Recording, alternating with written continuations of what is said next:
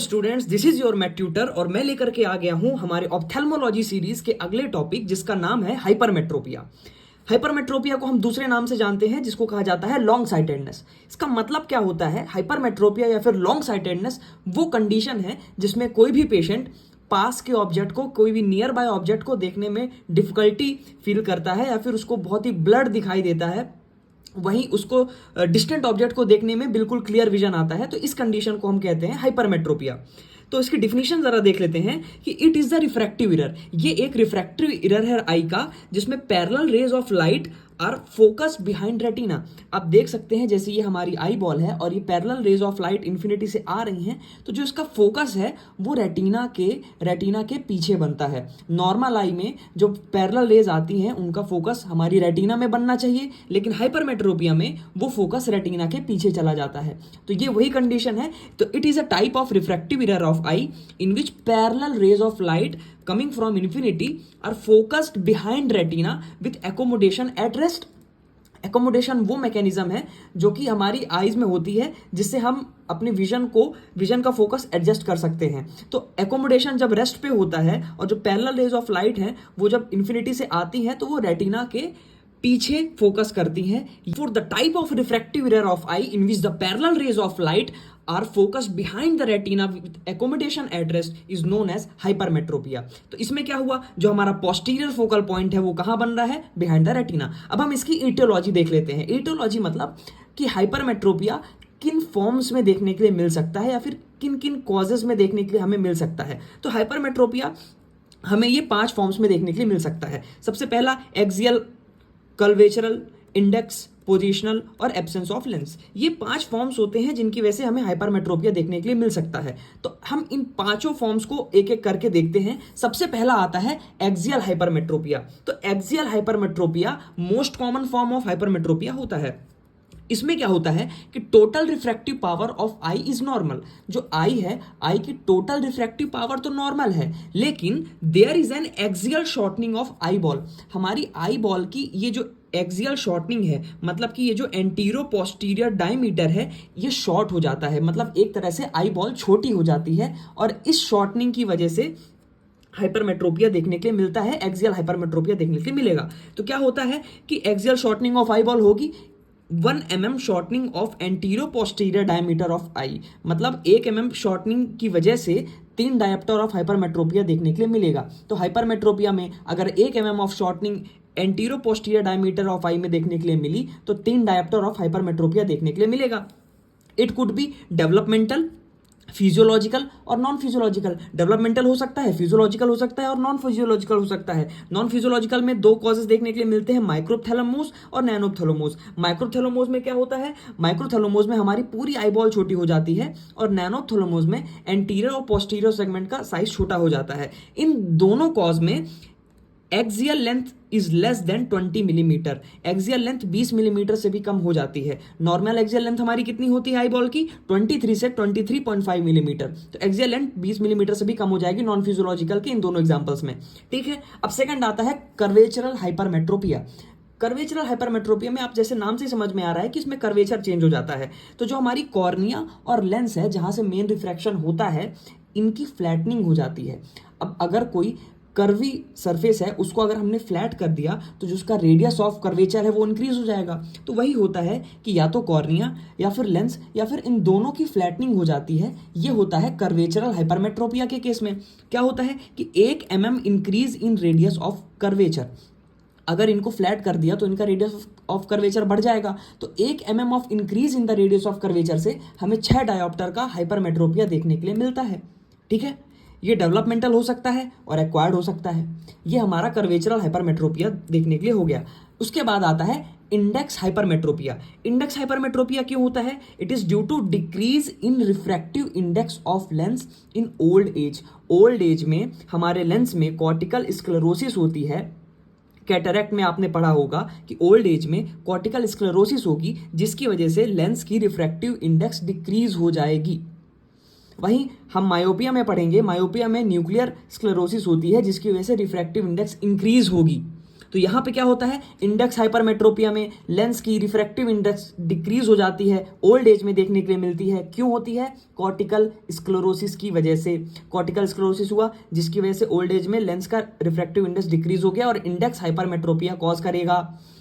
उसके बाद होता है पोजिशनल हाइपरमेट्रोपिया। नाम से ही समझ में आ रहा है कि पोजीशन में कुछ लोचा है। तो पोजिशनल हाइपरमेट्रोपिया में due to posteriorly placed lens ये लेंस है, लेंस अगर और पोस्टीरियरली प्लेस्ड हो गया तो जो फोकल पॉइंट है वो और पीछे चला जाता है। तो वही होता है कि पोस्टीरियरली प्लेस्ड लेंस की वजह से पोजिशनल हाइपरमेट्रोपिया देखने के लिए मिलता है।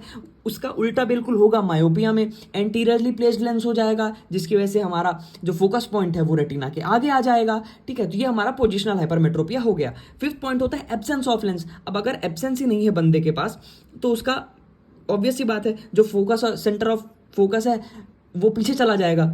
तो वही होता है एब्सेंस ऑफ लेंस की वजह से कॉन्जेनाइटल और एक्वायर्ड फॉर्म में देखने के लिए मिल सकता है। या तो बचपन से ही नहीं है या फिर एक्वायर्ड किसी कौन से कोई ट्रॉमा हो गया या फिर सर्जिकल प्रोसीजर्स की वजह से जो लेंस है वो डैमेज हो गया और एब्सेंस ऑफ लेंस हो गया है। तो ये 5 फॉर्म्स होते हैं जिन फॉर्म में हमें हाइपरमेट्रोपिया देखने के लिए मिलता है। अब हम देखते हैं टाइप्स कौन कौन से होते हैं, क्लिनिकल टाइप्स कौन कौन से होंगे हाइपरमेट्रोपिया के। तो 5 टाइप में देखने के लिए मिलता है, 5 टाइप्स के होते हैं हाइपरमेट्रोपिया। सबसे पहला होता है कॉन्जेनाइटल हाइपरमेट्रोपिया, बचपन से ही होगा। दूसरा सिंपल हाइपरमेट्रोपिया, तीसरा पैथोलॉजिकल हाइपरमेट्रोपिया और चौथा सेकेंडरी हाइपरमेट्रोपिया। तो कॉन्जेनाइटल, सिंपल, पैथोलॉजिकल और सेकेंडरी। से पहले टाइप कॉन्जेनाइटल हाइपरमेट्रोपिया के बारे में देखते हैं। Congenital hypermetropia present since birth से ही प्रेजेंट होगा, कॉन्जेनाइटल है। ठीक है, इसमें क्या होता है कि ये मोस्टली यूनिलेटरल देखने के लिए मिलता है। तो इसमें एक आई एबनॉर्मली स्मॉल हो जाती है, तो due to abnormally small one eye, तो एक आई हमारी एबनॉर्मली स्मॉल हो गई जिसकी वजह से एनाइसोमेट्रोपिया देखने के लिए मिलेगा। एनाइसोमेट्रोपिया क्या होता है? Unequal refractive error in both eyes. तो दोनों आईज में रिफ्रैक्टिव एरर अनइक्वल हो जाता है और एनाइसोमेट्रोपिया देखने के लिए मिलता है। क्यों होता है? एबनॉर्मली स्मॉल वन आई की वजह से होता है, मोस्टली यूनिलेटरल होगा। ये जनरली हाई मैग्नीट्यूड का और नॉन प्रोग्रेसिव फॉर्म में देखने के लिए मिलता है। ठीक है, अब दूसरा टाइप है हमारा सिंपल हाइपरमेट्रोपिया, जो मोस्ट ऑफ द पब्लिक में देखने के लिए मिलता है। तो simple hypermetropia is the most common form होता है। ठीक है, क्यों होता है? Due to normal developmental variation of eyeball. अब देखिए क्या होता है कि जो डेवलपमेंट के टाइम पे नॉर्मल वेरिएशंस होते हैं, तो उन्हीं किन्हीं नॉर्मल वेरिएशन की वजह से, जो कि बहुत ही नॉर्मल बायोलॉजिकल डेवलपमेंटल वेरिएशंस होते हैं आई बॉल में, उनकी वजह से सिंपल हाइपरमेट्रोपिया देखने के लिए मिलता है। ठीक है, एटियोलॉजी क्या हो सकती है नॉर्मल डेवलपमेंटल वेरिएशंस की? या तो एक्सियल फॉर्म में हो सकता है या तो कर्वेचरल फॉर्म में हो सकता है। एक्सियल और कर्वेचरल फॉर्म में भी आपको पढ़ा दिया है। तो डेवलपमेंटल एक्सियल हाइपरमेट्रोपिया की वजह से हो सकता है और डेवलपमेंटल कर्वेचरल हाइपरमेट्रोपिया की वजह से हो सकता है। कौन सा hypermetropia? Simple hypermetropia most common form में होता है। उसके बाद हमारा तीसरा पैथोलॉजिकल हाइपरमेट्रोपिया आता है। तो पैथोलॉजिकल हाइपरमेट्रोपिया क्या होता है? It is due to abnormal development of eyeball. Simple में हमारा नॉर्मल बायोलॉजिकल डेवलपमेंटल वेरिएशंस थे, लेकिन यहाँ पे एबनॉर्मल डेवलपमेंट है जो कि इन डेवलपमेंट के वेरिएशन से कहीं ज़्यादा है, बिल्कुल एबनॉर्मल ही हो गए हैं, जो कि नॉर्मली देखने के लिए नहीं मिलते। तो abnormal development of eye ball की वजह से ये पैथोलॉजिकल हाइपरमेट्रोपिया देखने के लिए मिलता है। कौन कौन से फॉर्म्स में? माइक्रोप्थैलेमोस हो गया। माइक्रोप्थैलेमोस मतलब एबनॉर्मली स्मॉल आई बॉल पूरी एबनॉर्मली ही स्मॉल हो गई है, तो माइक्रोप्थैलेमोस हो सकता है। नैनोप्थैलेमोस हो सकता है। नैनोप्थैलेमोस में क्या होता है? Abnormally size of anterior and posterior segment, anterior और पोस्टीरियर सेगमेंट का साइज ही एबनॉर्मल हो गया है जिसकी वजह से नैनोप्थैलेमोस हो गया। ठीक है, congenital posterior subluxation of lens का जो नॉर्मल पोजीशन रहता है उससे पोस्टीरियरली शिफ्ट हो जाए कॉन्जेनाइटल डेवलपमेंटल एरर की वजह से, तो वो क्या होगा? वो भी पैथोलॉजिकल हाइपरमेट्रोपिया के अंदर आएगा। ये सारी कंडीशन जो है ये नॉर्मल डेवलपमेंटल वेरिएशंस नहीं है, ये एबनॉर्मल डेवलपमेंटल वेरिएशंस है और पैथोलॉजिकल हाइपरमेट्रोपिया के फॉर्म्स में देखने के लिए मिलते हैं। तो congenital posterior subluxation of lens, उसके बाद कॉन्जेनाइटल एफेकिया। अब बचपन से ही बच्चे के अंदर लेंस डेवलप नहीं हो पाया तो ये एबनॉर्मल डेवलपमेंट हुआ, तो ये भी पैथोलॉजिकल हाइपरमेट्रोपिया के अंदर आया। तो microphthalmos, nanophthalmos, congenital posterior subluxation of lens और कॉन्जेनाइटल एफेकिया।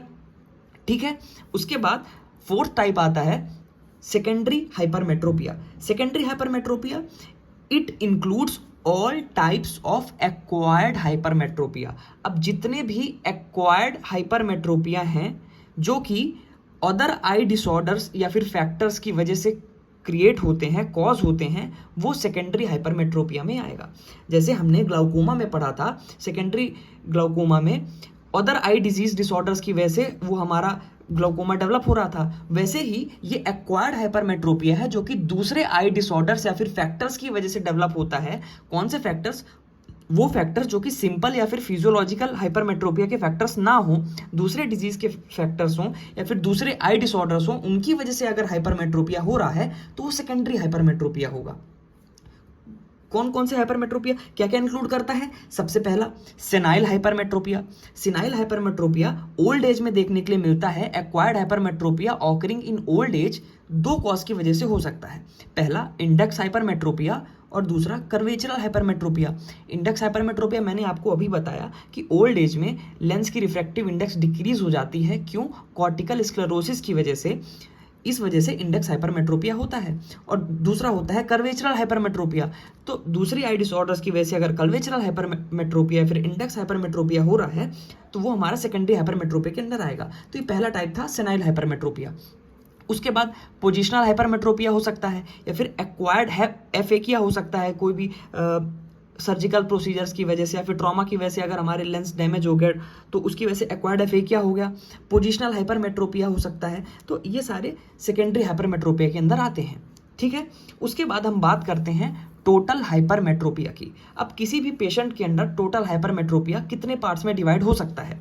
तो टोटल हाइपरमेट्रोपिया निकालने के लिए सबसे पहले हमें साइक्लोप्लेजिया करना पड़ेगा। साइक्लोप्लेजिया मतलब जो सीलरी मसल्स होती हैं उनको टेम्परेरी पैरालाइज कर दिया जाता है एट्रोपिन की वजह से, ताकि वो एकोमोडेट ना कर पाए, ताकि हम करेक्ट टोटल हाइपरमेट्रोपिया निकाल पाएं। तो टोटल हाइपरमेट्रोपिया के लिए after complete cycloplegia with atropine, atropine की मदद से सीलरी मसल को हमने पैरालाइज कर दिया, अब एकोमोडेशन नहीं होगा। अब हम टोटल हाइपरमेट्रोपिया निकाल सकते हैं कि किसी भी पेशेंट में कितना है।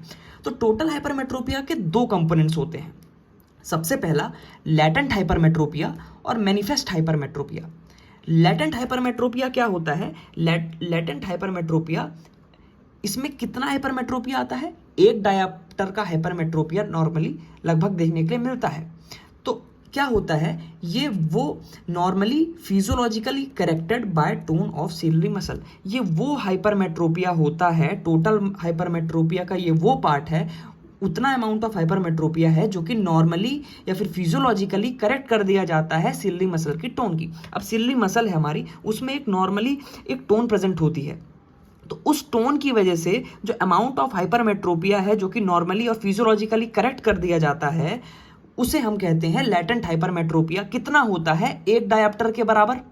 ठीक है, अब उसके अलावा जितना हाइपरमेट्रोपिया बचा वो आएगा मैनिफेस्ट हाइपरमेट्रोपिया की कंडीशन में। तो remaining portion of total hypermetropia is manifest hypermetropia. इसके दो कंपोनेंट होते हैं। सबसे पहला फैकल्टिव हाइपरमेट्रोपिया और दूसरा एब्सोल्यूट हाइपरमेट्रोपिया। तो फैकल्टिव हाइपरमेट्रोपिया क्या होता है?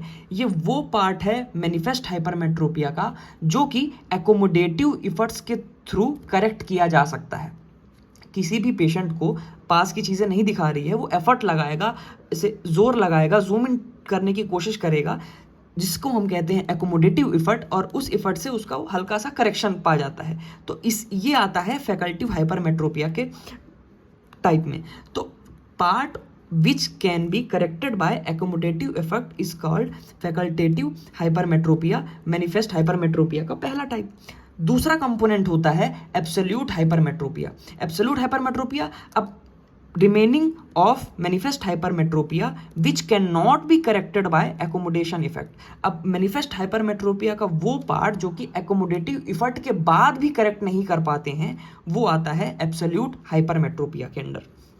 ठीक है, तो टोटल हाइपरमेट्रोपिया कितना हुआ? Total hypermetropia equals to latent hypermetropia plus manifest hypermetropia, और मैनिफेस्ट के ये दोनों, manifest hypermetropia facultative plus absolute, तो ये होता है टोटल हाइपरमेट्रोपिया। देखते हैं कि कौन कौन से क्लिनिकल फीचर्स देखने के लिए मिलता है हाइपरमेट्रोपिया में। तो सबसे पहले सिम्टम्स की बात करते हैं। तो सिम्टम्स जो होते हैं वो depends on age of patient and degree of refractive error. Age of patient पे डिपेंड करेगा और कितने डिग्री का रिफ्रैक्टिव एरर है इन पे डिपेंड करेंगे सिम्टम्स। एज पे क्यों डिपेंड करता है? क्योंकि जो एकोमोडेटिव इफर्ट्स होते हैं वो एज पे डिपेंड करते हैं। तो एज ऑफ पेशेंट पे और डिग्री ऑफ रिफ्रैक्टिव एरर पे सिम्टम्स का आना डिपेंड करेगा। ठीक है, तो क्या क्या हो सकता है? सबसे पहला हो सकता है कि एसिम्टोमेटिक, जो पेशेंट है वो एसिम्टोमेटिक रह जा रहा है बहुत सारे समय तक। क्यों? क्योंकि क्या होता है कि कई बार बहुत ही small amount of blood vision होता है किसी भी पेशेंट में, यंग पेशेंट है, बहुत ही small amount of blood vision है उसमें, तो उसमें क्या है कि नियर के लिए ज़्यादा विजन खराब है, फार के कंपेरेटिवली बहुत ही small amount of blood vision आ रहा है, तो वो क्या करता है कि उसको एकोमोडेटिव इफेक्ट से बहुत ही mild amount of accommodative effect लगता है और वो नॉर्मली सही करता रहता है, जिसकी वजह से कोई भी सिम्टम्स प्रोड्यूस नहीं होता है और वो एसिम्टोमेटिक रह जाता है। तो ये एसिम्टोमेटिक की कहानी होती है। उसके बाद क्या होता है कि एस्थेनोपिक सिम्टम्स जनरेट हो जाते हैं, पेशेंट में एस्थेनोपिक सिम्टम्स बनते हैं। इसको हम और क्या कहते हैं? एकोमोडेटिव एस्थेनोपिया कहते हैं। तो एकोमोडेटिव एस्थेनोपिया हो जाता है और एस्थेनोपिक सिम्टम्स देखने के लिए मिलते हैं पेशेंट में। तो ये होता क्यों है? कि due to sustained accommodative efforts. अब पेशेंट क्या है कि बहुत टाइम से लगातार एकोमोडेटिव एफर्ट्स लगाता जा रहा है, एकोमोडेशन का एफर्ट देता जा रहा है, जिसकी वजह से एस्थेनोपिक सिम्टम्स जनरेट हो जाते हैं पेशेंट में। एस्थेनोपिक सिम्टम्स जनरेट, कौन कौन से सिम्टम्स होते हैं? सबसे पहला टायर्डनेस ऑफ आई स्ट्रेन देखने के लिए मिलेगी, एक टायर्डनेस ऑफ आई फील होगा, फ्रंटल और फ्रंटो टेम्पोरल हेडेज फील होगा, पेशेंट को फ्रंटो टेम्पोरल और फ्रंटल हेडेज फील होगा। उसके बाद वाटरिंग और माइल्ड फोटोफोबिया की कंप्लेन लेकर के आएगा कि पानी आ रहा है बहुत ज़्यादा, हेडेक हो रहा है फ्रंटल या फिर फ्रंटो टेम्पोरल लोब में, और इस आई स्ट्रेन फील हो रहा है। तो ये सारे एस्थेनोपिक सिम्टम्स के अंदर आते हैं। क्यों होता है? सस्टेन्ड एकोमोडेटिव एफर्ट्स की वजह से। उसके बाद थर्ड सिम्टम होता है जिसके अंदर दो पार्ट होते हैं, defective vision with asthenopic symptoms. अब क्या है कि एस्थेनोपिक सिम्टम के साथ साथ डिफेक्टिव विजन है, या फिर बी पॉइंट में सिर्फ उसको डिफेक्टिव विजन है डायरेक्ट। तो पेशेंट इन दो कंप्लेन के साथ आ सकता है कि सर ये कंप्लेंट है और साथ साथ में डिफेक्टिव विजन जा रहा है, या फिर कुछ ये कंप्लेंट एस्थेनोपिक सिम्टम्स नहीं है, सिर्फ डिफेक्टिव विजन है। तो क्या कहानी होती है कि defective vision with asthenopic symptoms में amount of accommodative efforts are not enough.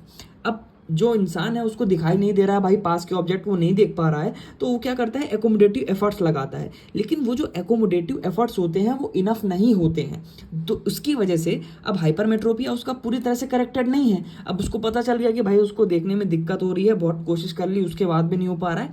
अब वो आया डॉक्टर के पास, तो उसको हाइपरमेट्रोपिया है, उसका विजन क्लियर नहीं है, वो कितनी भी कोशिश कर रहा है लेकिन वो इनफ नहीं पड़ रहा है, और साथ में उसको एस्थेनोपिक सिम्टम्स भी डेवलप हैं। ठीक है, अब क्या है कि डिफेक्टिव विजन सुन ली, अगले केस में उसको सिर्फ डिफेक्टिव विजन है, very high amount of hypermetropia. अब अगर कोई पेशेंट है बहुत ही हाई अमाउंट ऑफ हाइपरमेट्रोपिया है, तो वो ट्राई भी नहीं करता है एकोमोडेट करने का, उसको पता है कि वो कितनी भी कोशिश कर लेगा, थक हार चुका है, तो अब उसने एकोमोडेट करने का ट्राई भी नहीं किया, बहुत ही हाई अमाउंट ऑफ हाइपरमेट्रोपिया है, तो एस्थेनोपिक सिम्टम्स उसको डेवलप ही नहीं हो पाते हैं। तो ये मेनली एडल्ट्स में देखने के लिए मिलता है, very high amount of hypermetropia में डिफेक्टिव विजन देखने के लिए मिलेगा, एस्थेनोपिक सिम्टम्स नहीं मिलेंगे। उसके बाद चौथा सिम्टम होता है कन्वर्जेंट स्क्विंट।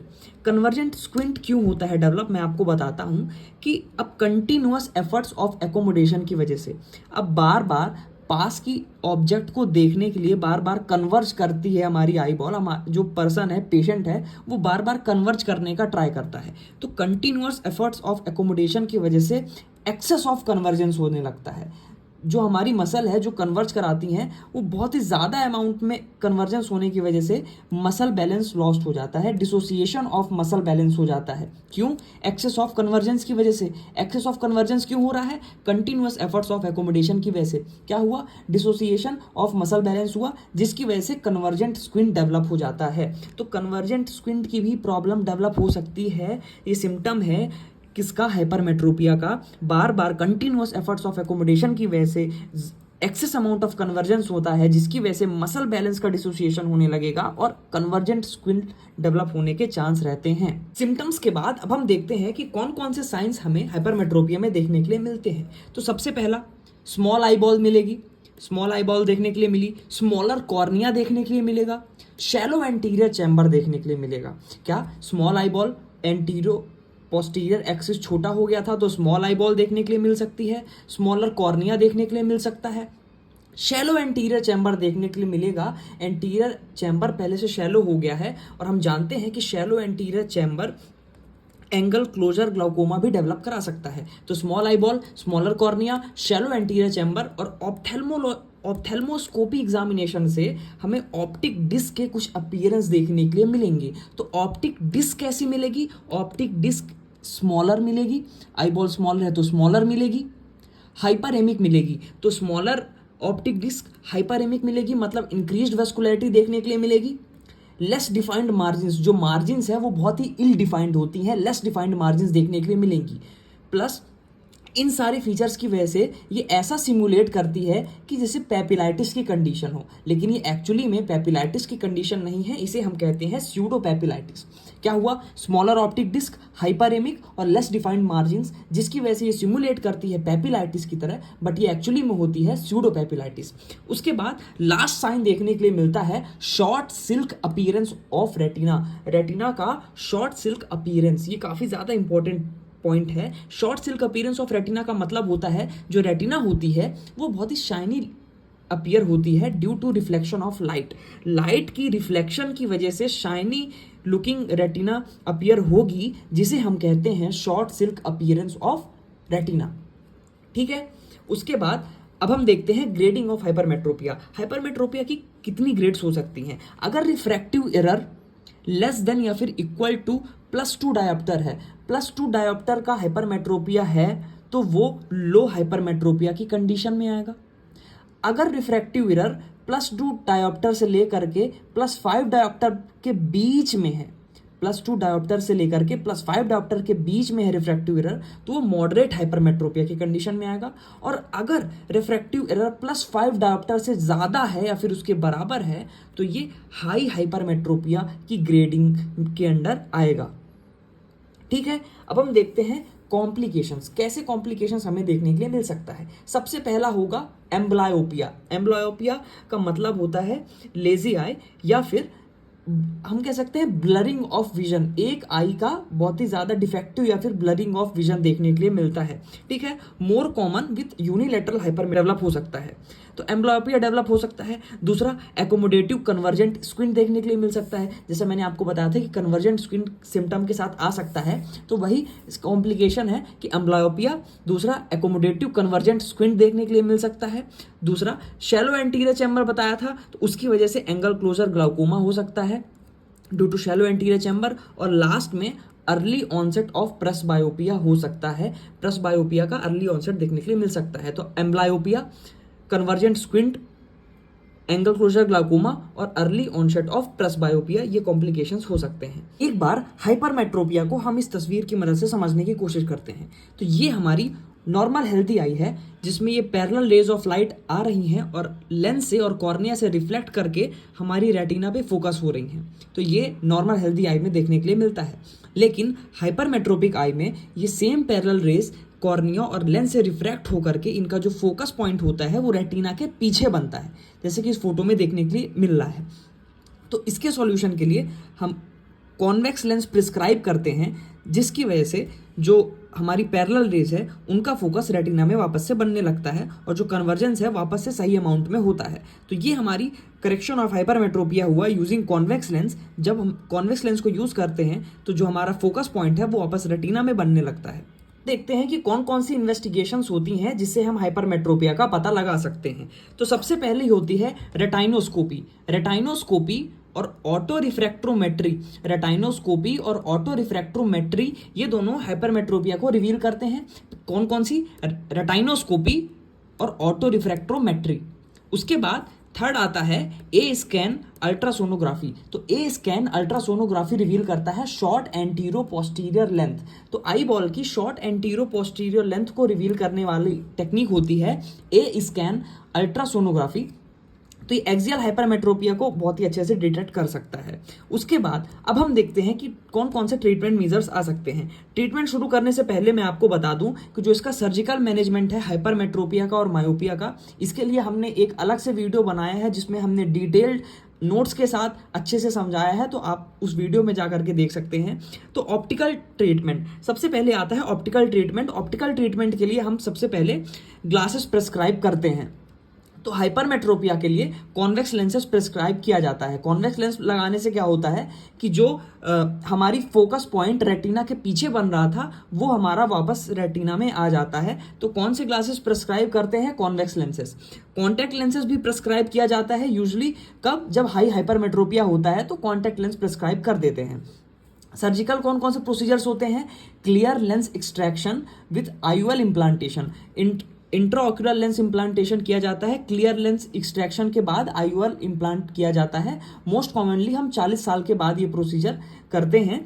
तो क्या हुआ? क्लियर लेंस एक्सट्रैक्शन किया सबसे पहले, उसके बाद IOL का इम्प्लांटेशन किया, या फिर हम IOL का इम्प्लांटेशन डायरेक्ट करना पड़ता है। इंट्राऑक्यूलर लेंस इम्प्लांटेशन अगर एफेकिक हाइपरमेट्रोपिया है, लेंस एब्सेंट है, तो IOL का इम्प्लांटेशन करना पड़ता है। तो ये सर्जिकल प्रोसीजर्स हो गए। और लेजर में हमारी यहाँ पे मोस्ट फेमस टेक्निक होती है photo refractive keratoplasty. Photo refractive keratoplasty PRK। तो इन सर्जिकल और लेजर ट्रीटमेंट का हमारा अलग से वीडियो है, आप जा करके उस पर देख सकते हैं। और आपको ये सारे नोट्स मेरे टेलीग्राम चैनल पे देखने के लिए मिल सकते हैं, जिसकी लिंक मैंने नीचे डिस्क्रिप्शन बॉक्स में दे रखी है। अगर वीडियो पसंद आए तो प्लीज़ लाइक करिए, सब्सक्राइब करिए और अपने दोस्तों को शेयर करिएगा। Thank you very much.